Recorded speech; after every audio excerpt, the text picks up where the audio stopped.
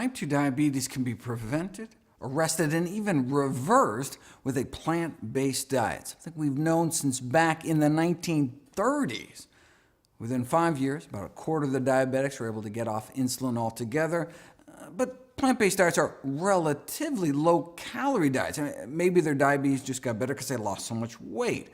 To tease that out, what you need to do is a study where you switch people to a healthy diet, but force them to eat so much food that they don't lose any weight.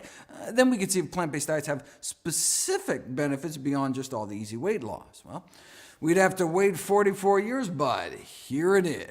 Subjects would wait every day. If they started losing weight, they were made to eat more food. In fact, so much more food that some of the participants had problems eating it all. They were like, oh, not another salad. Ugh.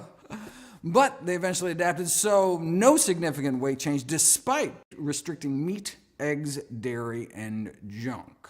So with zero weight loss, did a plant-based diet still help? Overall, insulin requirements were cut about 60%, and half the diabetics were able to get off their insulin altogether, despite no change in weight. How many years did that take?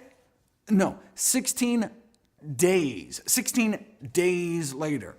So we're talking diabetics who've had diabetes as long as 20 years, injecting 20 units of insulin a day, and then as few as 13 days later, they're off all their insulin altogether, thanks to less than 2 weeks on a plant-based diet, even with zero weight loss. Diabetes for 20 years and then off all insulin in less than 2 weeks. Diabetes for 20 years because no one had told her about a plant-based diet. Here's patient number 15, 32 units of insulin on the control diet, and then 18 days later on none. Lower blood sugars on 32 units less insulin. That's the power of plants.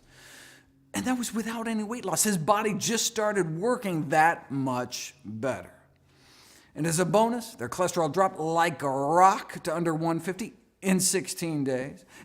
Just like moderate changes in diet usually only result in moderate reductions in cholesterol, how moderate do you want your diabetes? Everything in moderation may be a truer statement than some people realize, and moderate changes in diet can leave diabetics with moderate blindness, moderate kidney failure, moderate amputation, maybe just a few toes or something. Moderation in all things is not necessarily a good thing. Remember that study that purported to show that diets high in meat, eggs, and dairy could be harmful to health as smoking, suggesting that people who eat lots of animal protein are 4 times as likely to die from cancer or diabetes. But if you look at the actual study, you'll see that's simply not true. Those eating a lot of animal protein didn't have just 4 times the risk of dying from diabetes, they had 73 times the risk of dying from diabetes. Now those that chose moderation, only eating a moderate of animal protein, they just had 23 times the risk of death from diabetes.